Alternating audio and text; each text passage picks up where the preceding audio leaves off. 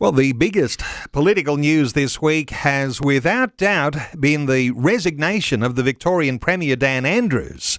He's been the focus of many a conversation on 2020 over the years, usually coming under harsh critique for his anti-Christian crusade, severe restrictions of freedom, of faith, of speech, of expression, the legalisation of abortion to birth and euthanasia, parental rights trampled over, gender-fluid indoctrination in schools, and the criminalising of Christians who dare to pray for someone with an unwanted gender confusion. And that's not to mention the challenge of COVID, where those lockdowns affected so many Victorians, and even rubber bullets used to try and get rid of crowds who were gathering to protest. Well, and that's not even mentioning the issues around debt. Well, Bill Muehlenberg has been one of the harshest critics over the years, and he's been reflecting on this week's announcement. Bill Muehlenberg, welcome back to 2020. Many thanks indeed. Well, Bill, I might just, for listeners, just say the title of one of your key blog articles this week says, "The Dictator Departs, Let the Celebrations Begin." You were clearly very happy to see the announcement this week. Well, sure was. Hopefully millions of Australians were. I get people all around the country saying they're glad to see Dan Andrews gone. I live in Victoria, of course, as do 5 million others. And for many of us, it was a very tough run, as you say, the 2 years of COVID madness, the lockdowns, the destroyed lives, destroyed businesses, destroyed economy, loved ones not able to see each other, even in their deathbeds, in weddings, borders locked down. I mean, the list goes on and on. Then there's the financial mismanagement, biggest debt in the entire country, greater debt than New South Wales and Queensland combined.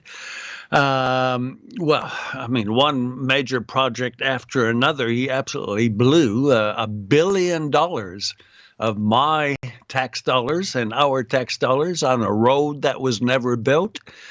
$400 million on Commonwealth Games that Dan thought, we don't want them. We could do this all day. Just the financial mismanagement, the scandals, the corruption, the Teflon coat that Dan always wore. It doesn't matter how many horrible things he did, how many things he messed up. He could get away with it. He never was found.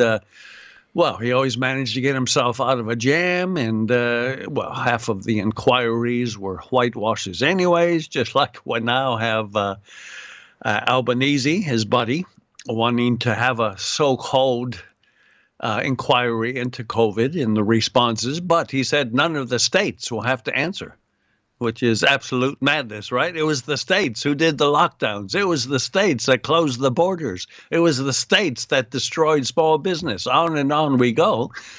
So many are thinking, good time for Dan to go, because if by some miracle this whitewash of an inquiry does actually include the premiers and the states, he could be in for a lot of hot water to finally have to give an account as in a royal commission for what he did. So for a lot of reasons, you can see why he up and ran, even though in November he was elected. He said he'd be here in the full term. That was 9 months, and he's gone. So, he said he changed his mind. Some of us might say, that's called a lie, actually, Dan. But anyways, I'm happy he's gone. Millions of Australians are happy he's gone. But we'll see what the next 2-3 years brings about. I think listeners can hear the smile in your voice as you describe those things. And really, I don't think that there's been an exaggeration in those things you have been describing about Dan Andrews. And of course, as Christians, we recognise we're called to pray for our leaders. We pray for our leaders, be they good leaders or bad leaders. It doesn't mean they are beyond critique, though, and in some sense, applying a biblical lens, having some biblical wisdom, and you hope that you have some level of maturity as you bring a critique, there's a necessity for understanding where our leaders sit when it comes to our Christian ethics. How do you see that? Because clearly there's an awful lot of Victorians who would be very sad to see Dan Andrews go. The majority of Victorians voted for him. So how do you see that? Christians praying for our leaders. Yep. Well, two things there. As to those happy to see him gone versus those who are sad, well, look, we really are getting in the West today to a place where you got two kinds of people. Those who benefit from big brother government, those who are on the government teat, those who either are employed by government in ever-expanding public service, so-called, or, get benefits, entitlements of all kinds. It's the old Santa Claus routine, right? Who's not going to vote for Santa? If you get all kinds of free stuff and goodies, you're always going to support Santa. And those who benefited from, Andrews and all the money he's been throwing around, well, sure, they'll miss him.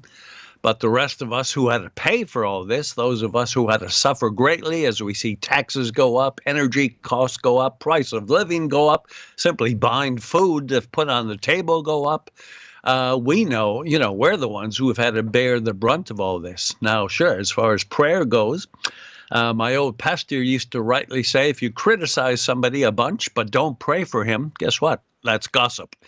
However, if you pray with the criticism, well, that's a different kettle of fish. And I can say with all honesty, look, just about every single day for years now, every day I've been praying for Dan Andrews.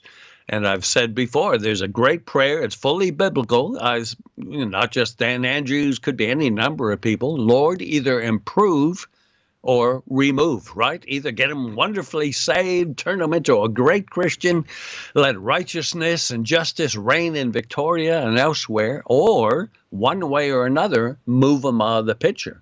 And it's interesting, just about 2 weeks ago, I wrote a piece looking at the book of Daniel, right, which talks so much about God is in charge of the nations. And in that piece, I actually said, look, whether it's the thug running North Korea, or on a lesser scale, Macron, France, or Trudeau in Canada, or Dan Andrews in Victoria, every one of these, their days are numbered. They're not going to be around forever. They might think they're invincible, but sorry, God is in control. And that was, 2 weeks ago I penned that piece. So, I'm not claiming to be a prophet all of a sudden or the son of a prophet, but hey, when I heard the news, I thought, wow, there you go. I mean, well, I've been praying this. A lot of Christians been praying this. So I would say this is answer to prayer. In some sense, people will say he was a bad egg. He was not a good leader. Let's talk about his popularity for a few moments because, as we're saying, so many Victorians voted for him. 3 elections in a row, in fact. His communication skills, his leadership skills. If there's something to glean from Dan Andrews and his legacy, is there something that either conservative or Christian leaders need to learn from the way that he was able to push through and stand firm, a backbone of steel, even though we might even acknowledge that backbone was a backbone that was leading to an anti-Christian agenda. Thoughts here for the things we might learn about his leadership? Yeah, well, look, there's two kinds of leadership: godly leadership, principled leadership, and, whatever it takes to get in power and stay in power. So I think the latter we can say was Dan. He was very good at getting in power, at judging the electorate, at trying to communicate his spin on things. And he was very good at reading how he could get away with things, right? He spent zillions of our tax dollars on social media and how to deal with the media. That was a big part of his legacy. He knew that, as I already said, if half of your population lives on government benefits and so on, they're always going to vote for you, right? Because they benefit by whatever the government does. So that's part of the deal. He knew that, well, a lot of people won't like him, but he can ignore them as long as he can get that 50+% who will benefit. He can keep doing new programs. He can keep throwing more money around, taxpayer dollars. He is not going to be around to pick up the pieces in terms of the debt. I think it was $3 billion when first taking office some 9 years ago now, up to 200, going to go up to $300 billion in debt. Somebody's got to pay for that. Dan Andrews won't. He's going to go, by the way, with a $150,000 a year retirement package for life, right? A lot of people think he should get life. Yeah, life in prison, not tax dollars funding him in a lavish lifestyle. Plus, he'll probably get some other cushy jobs as well. So, look, he was the ultimate politician in, I think, the wrong sense of the word. If you're talking about a godly, principled, let's really look at the best of the community, of everyone. Well, that we can't say of Dan Andrews, but in terms of how to get in power, how to stay in power, how to manipulate, in fact, put terror into the media, right? Nobody challenged him. Well, that was a big part of his legacy. And of course, we can't stop there. We have to say simply for the last 3 elections, we had no opposition, right? Where were the libs? They should have landed 1,000 blows on him by now, but they've done nothing, absolutely nothing. When you're looking just like a pale version of Labor and you have nothing of difference to offer the electorate, guess what? People will keep going back to the devil they know than the devil they don't know. And the libs have got as much themselves to blame for all this as anything Dan Andrews has done. Bill, what about all of the anti-Christian legislation that has passed under Dan Andrews? What are your thoughts here? Is there any optimism that there might be some repeal of some of those anti-Christian measures? Thoughts here for what might be coming as we move forward? Well, that's always the tough one, isn't it? It's a lot easier to pass a law, right, than to undo it. Once you pass a law, very hard to nullify it or rescind it. And, well, as we already said, if you get a weak opposition who's really Labor light anyways, well, is John Basuto going to do anything to deal with our abortion laws, our vilification laws, our sexuality legislation? Is he going to do anything to roll back the clock? I don't think so.